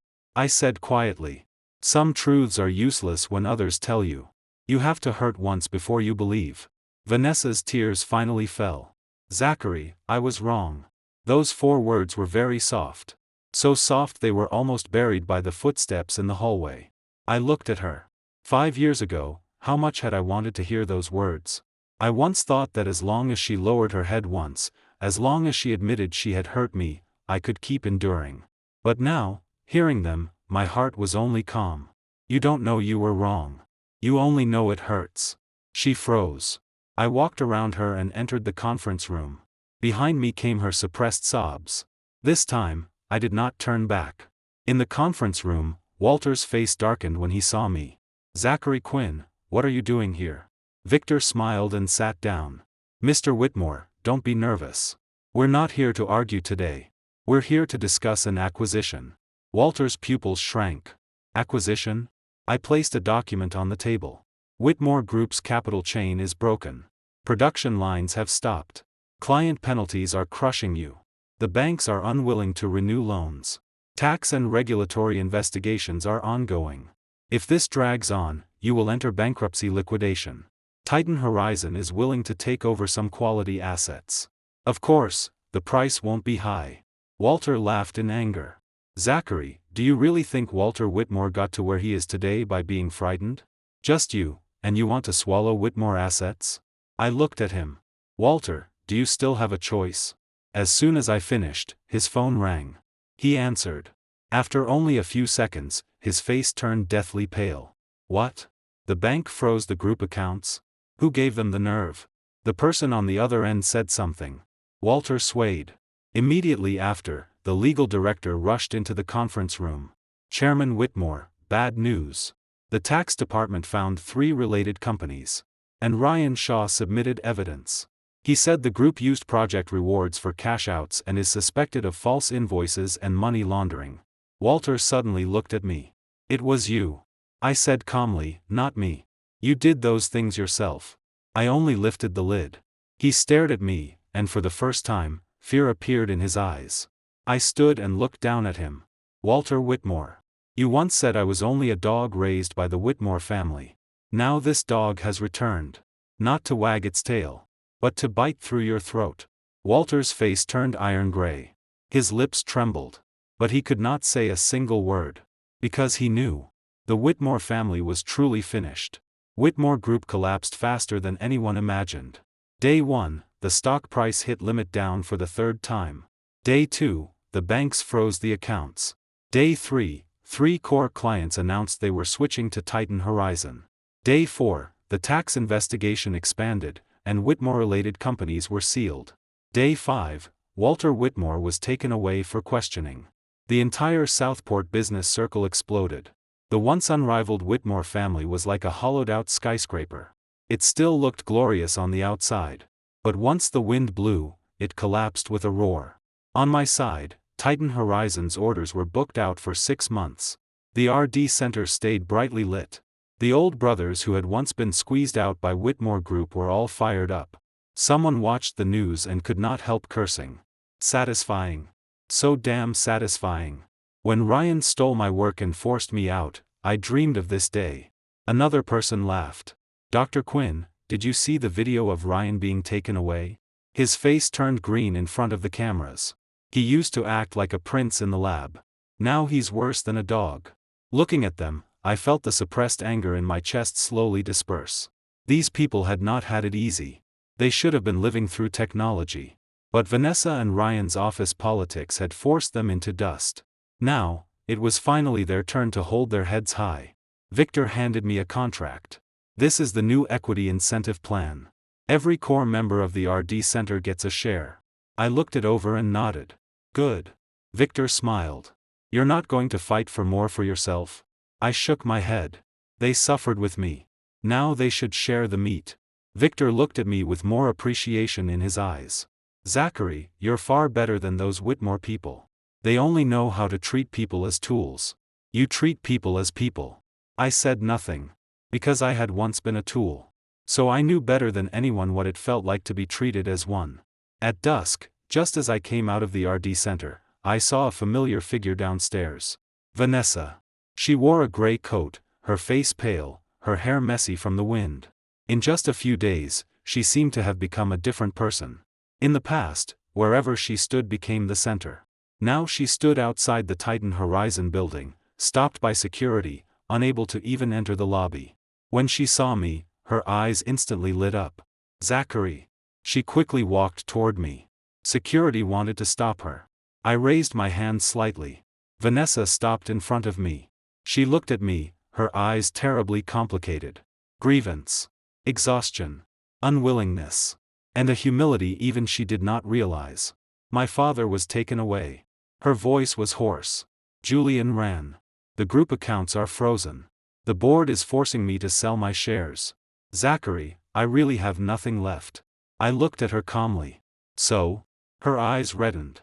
Can you let the Whitmore family go? I smiled slightly. Vanessa, you're mistaken again. It isn't that I refuse to let the Whitmore family go. It's that the things the Whitmore family did refuse to let the Whitmore family go. She bit her lip. I know I wronged you before. I shouldn't have neglected you. I shouldn't have trusted Ryan. I shouldn't have threatened you with your mother. I truly know I was wrong. She raised her head. Tears slid down her cheeks. Zachary, can we start over? I looked at her. Wind blew over. Her tears were made colder by it. If this had happened 5 years ago, I probably would have softened. But now, I only found it absurd. Start over? What do you have to start over with? Vanessa hurriedly said. I can give you all the remaining shares under my name. I can also withdraw from Whitmore Group. We can leave Southport. Anywhere. Didn't you always want an ordinary life? We can live again. I looked at her and suddenly asked, what about Ryan? Her face stiffened. I'm done with him. I never truly loved him. I only needed someone to accompany you. I finished for her. Her lips turned pale. I continued. When you needed someone to coax you, you looked for Ryan. When you needed technology, you looked for me. When you needed money, you looked for the company. When you needed someone to take the knife, you looked for the Whitmore family. Vanessa, in your life, everyone is a tool. What you call love is only a reward you give when a tool is convenient. Her whole body trembled. No. I shook my head. Whether it is or not no longer matters. I no longer hate you. A little light had just appeared in Vanessa's eyes. The next second, I added. Because you are no longer worthy of my hatred. All color drained from her face. She stood in place, as if her soul had been emptied. I turned to leave. Suddenly, she hugged me from behind. Zachary. Don't go. Please. I really have no one else. My father doesn't want me. The Whitmore family doesn't want me. Ryan lied to me. Everyone is laughing at me. Only you. Only you used to truly treat me well. She cried so hard her body shook. Her voice no longer held any of her past pride. Treat me well one more time. Just once. I lowered my eyes and looked at her hands wrapped around my waist. Slowly, I pried them off one finger at a time. Vanessa. My kindness to you started overdrafting 5 years ago. The day my mother was dying, it was fully spent. The day you kidnapped her, the account was permanently closed. No matter how much you beg now, it's useless. Her fingers fell weakly. I did not stop again. Before getting into the car, I looked back at her once. Tomorrow morning at 10. Civil Affairs Office. Finish the divorce. Vanessa suddenly raised her head. Her eyes were filled with terror. Divorce? You really want to divorce me? I said flatly. Did you think I would keep the title of Mrs. Quinn attached to you and continue disgusting myself? The car door closed. The driver started the car. In the rearview mirror, Vanessa stood in place, crying until she bent over. But in my heart, there was no ripple left. The next morning, I arrived at the Civil Affairs office on time. Vanessa was 20 minutes late. She wore the white dress she had worn the first time we got our marriage certificate. Back then, she had been proud and bright. Now, she was haggard and pale. She also held a box in her hands. When she saw me, she forced a smile uglier than crying. Zachary, do you remember this dress? I did not respond. She opened the box. Inside was a watch. The one she had given me for our wedding anniversary. The same watch she later used to humiliate me when she bought Ryan a matching Porsche. I had someone repair it. I didn't know how to cherish things before. I'll change from now on. I looked at her. Vanessa, do you think that if something old is repaired, it means it was never broken? Her hand froze in midair. I placed the divorce agreement on the table. Sign. She lowered her head and looked at the agreement. Tears fell onto the paper with soft taps. Zachary, I really can't lose you. My tone was calm. You lost me long ago. You only discovered it now. She held the pen. Her hand trembled so badly she could barely grip it. The staff member sitting opposite looked embarrassed and sympathetic. Vanessa suddenly raised her head. What if I don't sign? I looked at her. Then I sue for divorce. I have plenty of evidence. You won't want to watch those videos and transfer records again in court. Her face went white. Finally, she lowered her head. Stroke by stroke, she signed her name. When the procedures were finished and we walked out, the sunlight was dazzling. I held the divorce certificate. In my heart, there was none of the pleasure I had imagined. It was more like finally walking out of a cold, damp basement. Behind me, Vanessa suddenly called me. Zachary. I stopped. Her voice was very soft. If back then, I hadn't treated you that way, would we have been different? I did not turn back. Yes. Her breathing stopped. I continued. But unfortunately, there are no ifs. After saying that, I walked down the steps. Across the road, Victor's car was already waiting. At the same time, a police car stopped in front of the Civil Affairs office. 2 officers got out and walked straight toward Vanessa. Ms. Vanessa Whitmore. You are suspected of illegal detention, economic crimes, and issues related to a traffic assault case. Please come with us for investigation. Vanessa's face instantly turned deathly pale. She instinctively looked at me. In her eyes was the last trace of a plea. Zachary. I stood in the sunlight and looked at her calmly. This time, I did not save her. And I never would again. When she was taken into the police car, she looked like her soul had been lost.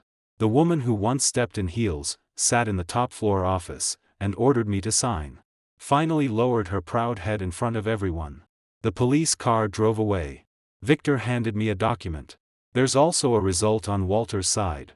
The evidence chain is complete. He won't get out this time. I took the file and opened the first page. It listed in detail Walter Whitmore's years of bribery, tax evasion, and asset theft. Every line was a brick crushing the Whitmore family. Victor asked, "What next?" I raised my head and looked into the distance. Southport's sky was very blue. So blue it looked as if it had never been covered by the shadow of the Whitmore family. I said, "Next, acquire Whitmore Group. Demolish the original Stardust RD building. Turn it into Titan Horizon Advanced Materials Research Institute." Victor smiled. "What name?" I was silent for a moment. "Blue Ocean." Blue Ocean? I looked at the street view rushing backward outside the car window. My mother once said, "In this life, don't trap yourself in cages other people build for you. Once you walk out, the sky is wide and the sea is open." 1 month later, the Whitmore case officially opened in court. That day, reporters packed the area outside Southport Court. Whitmore Group had collapsed too quickly. So quickly that many people still found it unreal. A month ago, the Whitmore family was still the giant of Southport's business world. Vanessa Whitmore was still the Ice Queen female CEO on the cover of financial magazines. Now, Walter Whitmore sat in the defendant's seat, half his hair turned white. Vanessa sat beside the defendant's area too, face pale and eyes empty. Ryan Shaw appeared as a tainted witness.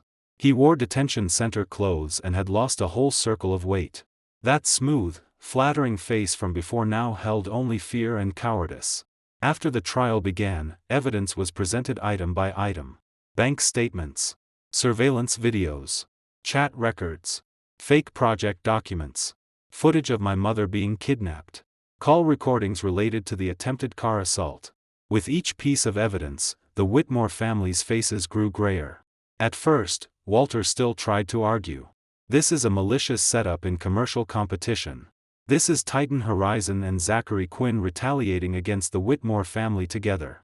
But when Ryan stood in the witness stand and personally identified him, he lost control completely. "Ryan Shaw. You dog. How did the Whitmore family ever treat you unfairly?" Ryan trembled in fear, but still gritted his teeth and said, "Chairman Whitmore, I'm only telling the truth. That $30 million bonus was processed under Ms. Whitmore's instructions. But part of the money was ultimately transferred into accounts linked to your related companies. And the car crash." At this point, he glanced at Vanessa. Vanessa's whole body trembled. Ryan lowered his head. I suggested scaring Zachary. But Ms. Whitmore did not stop it. She said, as long as no one died, teaching him a lesson was fine. The whole court erupted. Vanessa shot to her feet. "Ryan Shaw. You're lying. You clearly acted on your own." Ryan collapsed too. "I acted on my own." "Vanessa, now you want to push me out to take the blame? When you held me and said Zachary was in the way, why didn't you say I was acting on my own? You said once he signed the renewal, you'd send him to a branch office. You said the Stardust project would be mine from now on. You said you were sick of him long ago." Vanessa's face was deathly pale. "Shut up." But Ryan grew more and more agitated. "And the money you gave me. You said a nerd like Zachary wasn't worthy of spending your money. You said whether his mother lived or died had nothing to do with the company. Vanessa Whitmore, why are you pretending to be innocent now?" The last sentence exploded like thunder in the courtroom. Vanessa swayed. She instinctively looked toward the gallery. Toward me. I sat there, expression calm. My mother sat beside me. When she heard those words, her eyes reddened. But she did not cry. She only gently held my hand. I held hers back. "Mom, it's fine. It's all over." My mother nodded. It's all over." The judge struck the gavel. The trial continued. Walter was pressed speechless by evidence item after item. Vanessa's psychological defenses also completely collapsed. When the prosecution read the details of the illegal detention, she suddenly began crying. "I didn't mean to. I was just too afraid of losing the company. I've been fighting since I was little. My father didn't love me. Everyone in the Whitmore family looked down on me. I had to win. I couldn't lose. I only wanted to force Zachary to come back. I never wanted to truly hurt his mother. She cried until her voice tore. If this had been in the past, she would never have shown such an ugly state in front of so many people. But now, she had nothing left. Dignity, company, marriage, father, all shattered. She looked at me, sobbing. Zachary, I really know I was wrong. I'm begging you. Say something for me. As long as you say I didn't mean it. I looked at her. Everyone in the courtroom looked at me too. I slowly stood. A trace of hope appeared in Vanessa's eyes. She thought I would soften. Just like countless times in the past. As long as she frowned, I would lower my head. As long as her eyes reddened, I would forgive her. But this time, I only said calmly. Vanessa Whitmore. This is not the first time you hurt me.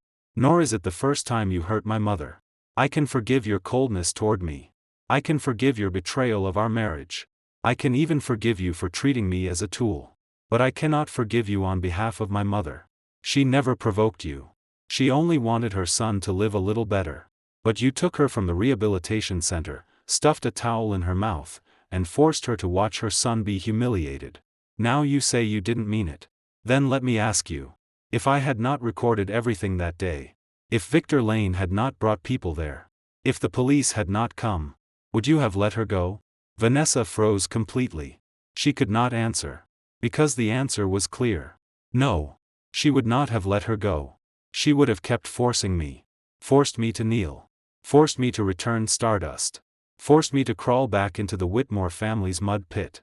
I watched the last bit of hope in her eyes shatter.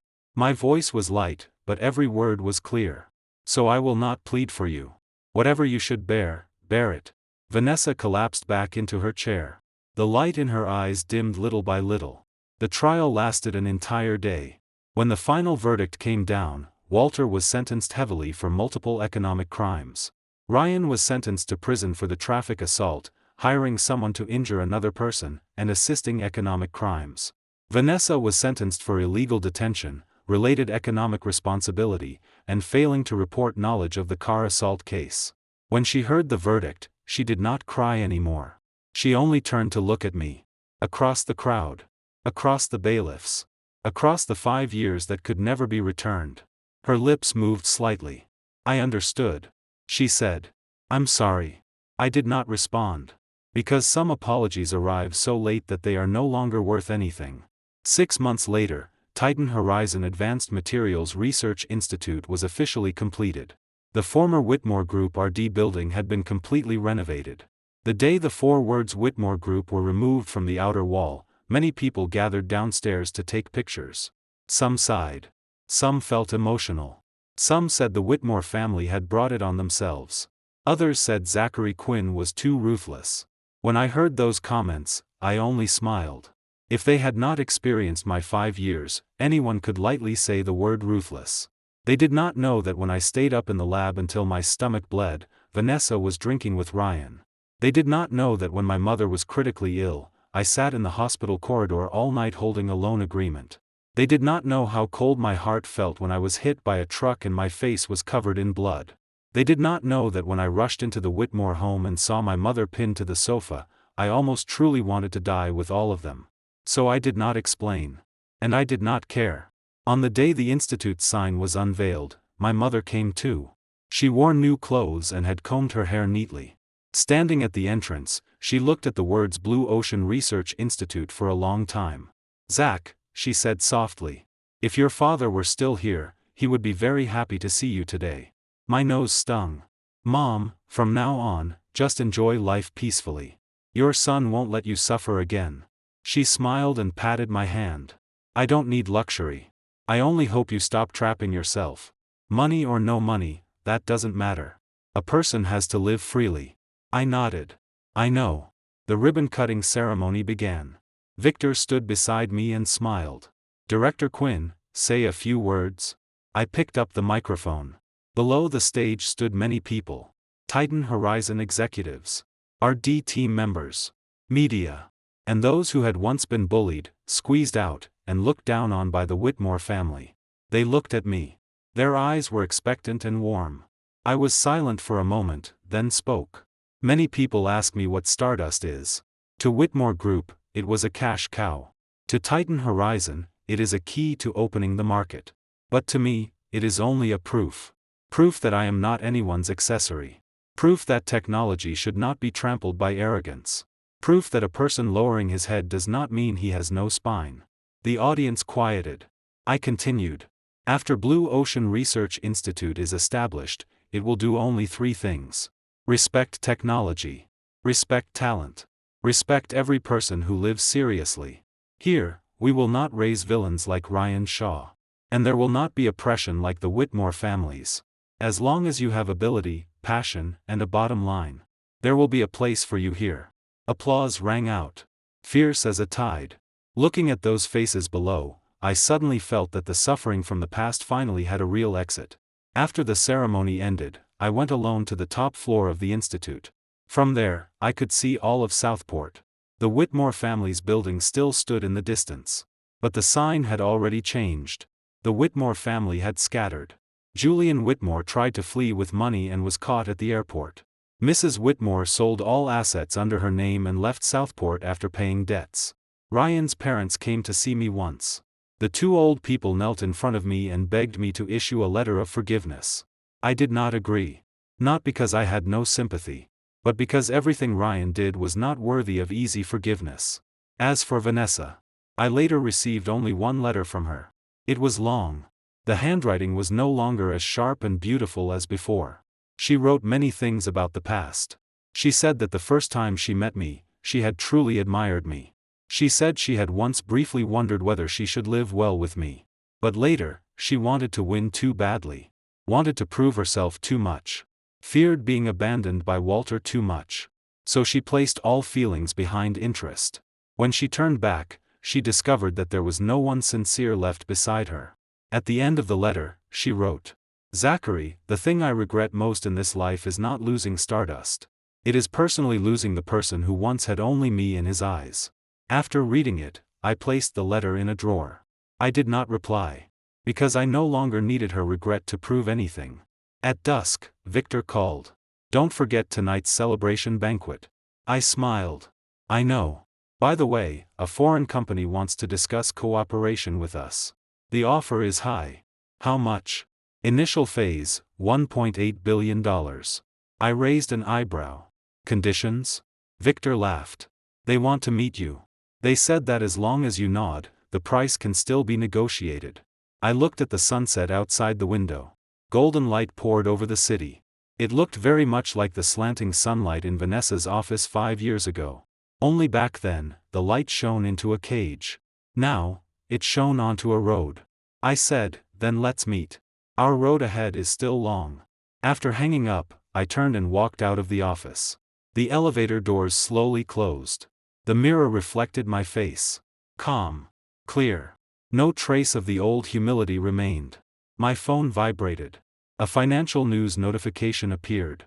From live-in son-in-law to billion-dollar tech leader, how Zachary Quinn rewrote Southport's business landscape. I glanced at it and casually turned it off. Live-in son-in-law. Technical genius. Billion-dollar leader. Those were only labels others gave me. What I truly took back was never money. Not the company. Not fame. It was dignity. It was freedom. It was the right to finally stand in the sunlight and tell everyone openly, I, Zachary Quinn, belong to no one. I belong only to myself. That's all for today's story. Remember to subscribe and leave a comment.